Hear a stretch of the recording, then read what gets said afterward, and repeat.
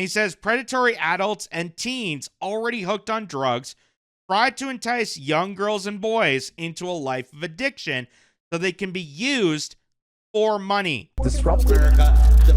Weird thing to happen. It's fair to say that it's common knowledge across this country, whether in Canada or not, that our country is going through a massive drug overdose crisis. The fentanyl scandals, the deaths that just keep on going, and this safe supply initiative promoted by people like Justin Trudeau and Premier David Eby, and even Jagmeet Singh of the NDP party had praises about it. Regardless of what people have been saying and what scientists have been saying, that there's, other countries that have done similar actions, works in benefit for them, Canada has definitely failed to meet the mark. Canada's definitely failed, and the Safe Supply Initiative that it orchestrated in places like BC and London, Ontario, has been an absolute train wreck. An absolute train wreck. So much so that this report coming out of Canada Affairs is really daunting. And it's really daunting to know that not only did they promote this initiative and thought that, this is a way to analyze addicts and how we're going to treat people, because that's what they say other countries are doing. Canada's not even doing any of that. Canada's not even doing the things that they're proposing to do. So here's from Canada Affairs saying after 8 years, Canada still lacks long-term data on safer supply. Canada spent more than $100 million on safe supply programs, but has failed to research their long-term effects. So while people will say like, oh, Portugal got rid of their, made drugs illegal there, and it seems to be working in favor of them. Yeah, Portugal would actually study the long-term effects. They would actually do extensive research, and they would actually prove evidence, and they would go back to the track on if it fails or not. Whereas here in Canada, we don't do any of that. We just give out the free drugs and say, here you go, shut up. We don't provide rehab facilities. We don't provide the steps to get people away from addiction. We just give them more. It's obviously a big, giant failure. So it goes to say, Canada lacks long-term data on safe supply programs despite funding these programs for years. Safer supply programs dispense pharmaceutical opioids as a replacement for toxic street drugs.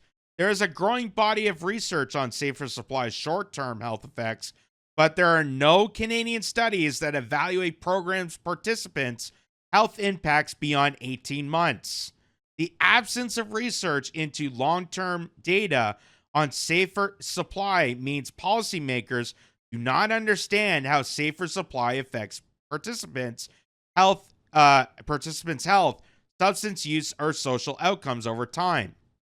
Long-term data is important because it helps us understand not just short-term health outcomes like reduced overdoses, but also broader impacts on quality of life, stability, and healthcare use. Said, how do you say that? Fiora Ali, scientific lead at the Institute for Medical Health Policy Research at CAMH. The Center for Addiction and Mental Health is one of Canada's leading centers for addiction research and clinical care. Canada's first safer supply programs were introduced in Ontario in 2016. Those programs were initially small in scope, intended for a small group of high-risk individuals. In 2020, the federal government began funding safer supply pilot programs across the country.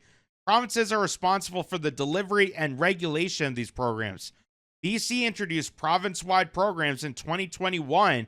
Other provinces, such as Alberta, have restricted safer supply access to a very small number of clinics and have generally shifted away from harm reduction models in favor of recovery-oriented approaches. So Alberta, unlike BC, unlike Ontario, unlike a lot of different provinces. Alberta was actually on the right side of this and was trying to calculate a recovery-oriented approach, meaning that you don't just give them drugs and then say, here you go off on the street.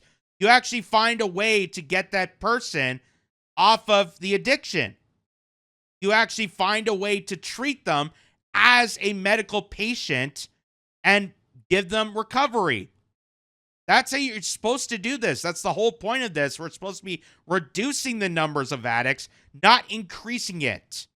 And as we saw during COVID, which is ironic that they're mentioning these dates, during the pandemic, during COVID, huge amount of spike among Canadians and the use of illicit drugs. Huge. Soared during COVID. And soared when this came out. But they're not actually making it a recovery process. They're not actually making it beneficial for people. They're just using it and abusing it and just giving people free drugs for no real reason, for no real outcome. It's not actually feasible for anything. So it says, according to the Canadian Public Health Association, an advocacy organization, the original goal for Safer Supply was to reduce deaths and harms associated with the unregulated toxic drug supply. It was not meant to replace addiction treatment, but to rather act as a bridge to further care. Isn't that just funny? So they want to stop, the overdose of, say, cocaine or other illicit drugs by promoting people to opioids. So again, it's not actually stopping the addiction process, which is a medical crisis, which a lot of people face addictions. It's nothing to do with actual that. It's nothing to do with the health and sciences of addiction, as it is just getting people away from one substance to another substance.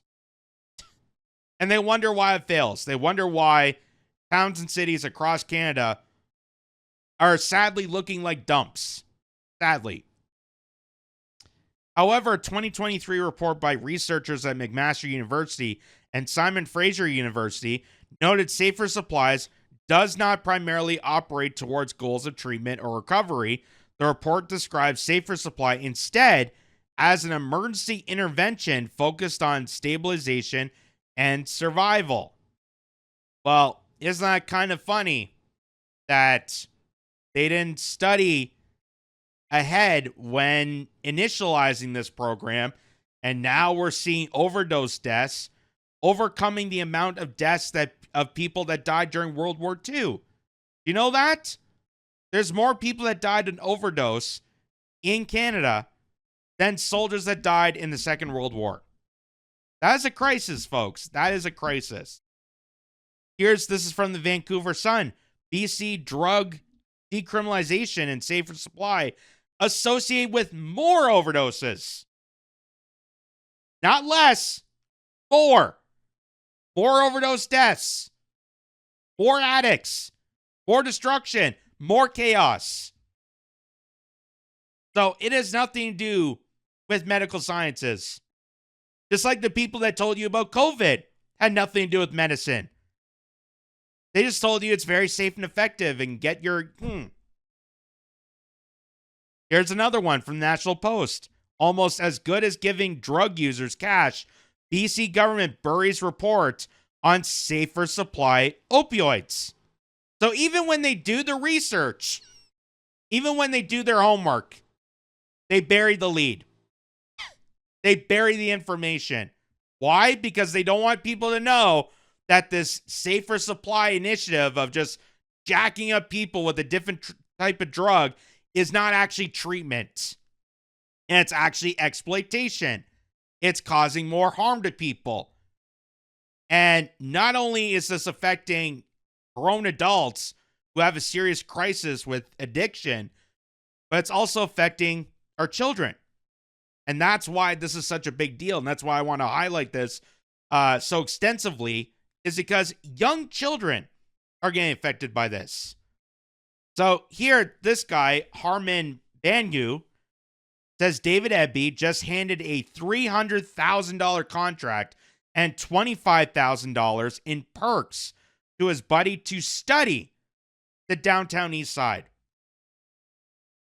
So the premier of BC, that's David Eby, the premier of BC, got $300,000 contract and $25,000 in perks to go basically walk down the street of Vancouver and see all the drug addicts on the street in tents. That is crazy. That's crazy. He's getting that amount of money to look out his backyard and see what a disaster this initiative is. And as he even says, you don't need $325,000 and a consultant to figure out what's going on. It's you, David. You built this mess with your reckless decriminalization, your safer supply disaster, and your open door chaos. The only strategic advice needed: stop funding the collapse, start fixing it. So here is Harman explaining it. Hey guys, Harman Bangu here. You're going to want to share this. David Eby handed out a contract for $300,000 and $25,000 in perks to his buddy Michael Bryant to do a study of the downtown east side. It doesn't take $325,000 and a consultant to figure out what's wrong. It's you, David. You're the one who created this reckless mess with your decriminalization, safe supply disaster, and open door chaos. The only strategic advice needed: stop funding the collapse and start fixing it. This is NDP incompetence at its peak. While people overdose in tents, David Eby bankrolls his friends. Hey guys, Harman Bangu here. You're going to want to share. So what this sounds like to me, getting this amount of money to pretend to fix a problem, but really investing in that problem to make it worse, really sounds like, all the times they, claim to fix homelessness. We got to raise a bunch of money. We got to get a whole bunch of money. And I see this a lot in California, but it's all over the place, where they get an extraordinary amount of money. They hire this organization. They get a bunch of directors to run this organization. And then guess what? Homelessness doesn't get fixed. Why is that? Maybe it's because that organization isn't actually an initiative to fix the crisis, but it is to make money and profit off of that crisis. And that's what we're seeing here. David Eby is not fixing this problem. He's making it worse and exploiting this problem to capitalize off it. Now you can get a huge lump sum of money, hire a bunch of consultants pretending to take issue at this matter without actually doing anything, without actually doing a single thing. It's an ultimate scam. It's an ultimate scam. And I feel bad for not only the people living in these communities that are seeing this disaster. And if you look at the video here, you could see the chaos. You could see people in tents in the downtown core, businesses getting vandalized. I feel bad for the residents in these areas, but I also feel bad for the people in these tents because they're in a situation where they are dealing with a health crisis. They are addicts. And why are we not giving them treatment to fundamentally change them from being a burden on the street and being an addict to a healthy representative of society? Obviously, we can do that with people. We have seen this numerous times before. Why is that not happening? Why are we giving more of a chance for more addicts to appear, for more of a homelessness crisis, for more chaos and disaster? Why are we allowing this to happen? And it's because people like David Eby and people like Premier Ford and Mark Carney and anyone else that pretend to, be concerned about this are profiting off the disaster. They're wanting this to happen. They want more addicts. They want more chaos in the street. then they can roll up their sleeves and go, we're ready to fight this. We're ready to fix up these towns. And hire a bunch of consultants to sit there and do nothing. As he said there, why does it cost $325,000 to walk down the street? Why is it costing thousands of dollars to hire consultants to literally see what's at your backyard? All you have to do is take a peek down your main street of your downtown core, and you could see the wreckage. But like I said, this also involves children, which is why this is so just heartbreaking, is when you hear stories like this. So this guy, Bruce McGonnell, pointed this out. It says, a class action lawsuit has started in BC over safer supply. They need to file one against the federal government too. The lawsuit alleges exactly what I've been pointing out. The term safe supply or safer supply is a marketing ploy for children. Did you know that? The word safe supply or safer supply is a marketing gimmick for the children. So they're trying to gear kids into this. Young children into this. He says predatory adults and teens already hooked on drugs try to entice young girls and boys into a life of addiction so they can be used for money. With record deaths over the last several years, you can bet more parents across Canada will look to do the same. The cost for brain damage care from overdose and addiction recovery can be overwhelming. The government made the addicts with our tax dollars. Shame on Dr. Bonnie Henry, David Eby, Adrian Dix, Grace Lorne, Justin Trudeau, Jagmeet Singh, and everyone else who felt safer supply was okay for children. These are young, impressionable children. And you can look at the headlines. I've seen so many headlines coming out of BC alone of, children as young as 8, 9 years old dying of overdose because they get tricked into this. They get tricked into this exploitation. This is like human trafficking. This has nothing to do with actually treating people. None of this has anything to do with treating people. But they want to cause more addicts. They want to cause more health concerns for diabolical reasons. Reasons I can't even explain on this video because it's going up on YouTube. It is just so disgusting. And the fact that none of these people get charged, none of this is ever held to contempt in court, none of this ever gets the national attention it deserves. And you wonder why someone like Trump, as much of a loudmouth he is, mentioned about the fentanyl crisis when the trade war was starting. How they were going to put a tariff on Canada because of stuff like this. Because we know that it's coming out of BC, it's coming out of these places. We know that there's fentanyl laboratories, super labs, operating within Canada, and it's traveling through our weak border system into the United States and into many parts of the world. This is sick. This is disgusting. And thinking about if this is your child, if you're a parent in this situation, how disgusting and devastating this is. That this safer supply marketing gimmick for kids is being used as human exploitation to lead them to a path of addiction. Not to treat them, not to take care of them, but to do this, but to make more harm of these people, of children.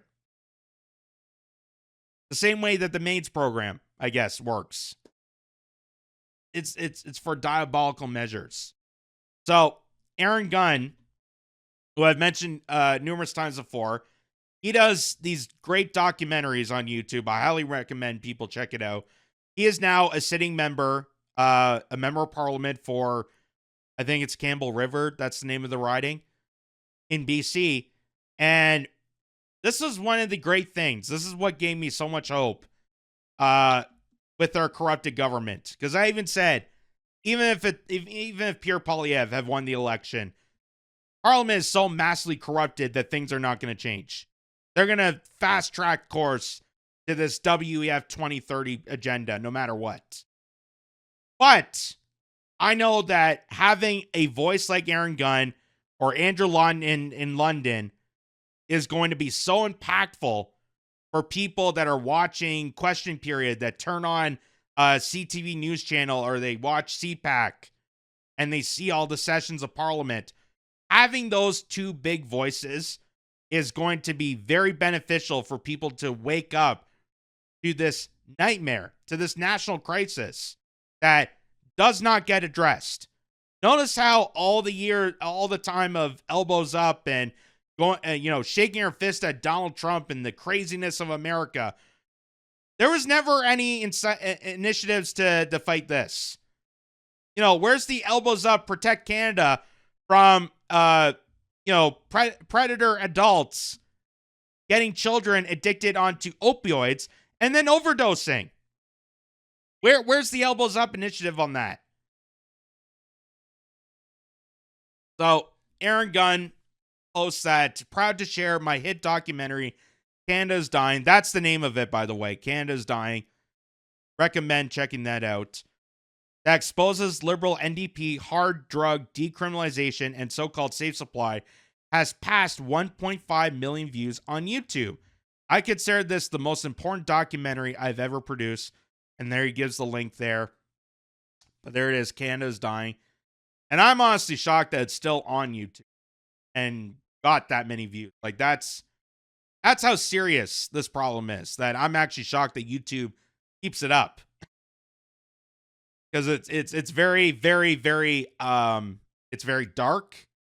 It's very upsetting, and it's very critical of not only the BC government under David Eby and Liberal NDP coalition, but also just Canada as a whole, the whole federal government. The fact that organized crime has taken over a lot of our legislature, a lot of our law enforcement has been taken over by organized cartels that are operating within Canada. So I would recommend checking that out. And especially now, knowing that Canada doesn't even do the research, doesn't even have the ability to, fact check this safe supply initiative, even though they want it renewed so consistently, they want to keep going with it. They're putting money to an initiative that is causing more disaster. It's so problematic that even for myself to say this is just so heartbreaking and just devastating that this is our country. The country that pretends to take care of you and represent you basically wants you to perish. Basically, it's using you as exploitation as possible, whether it's the safe drug supply or even MAID, which is another horrible disaster gone wrong.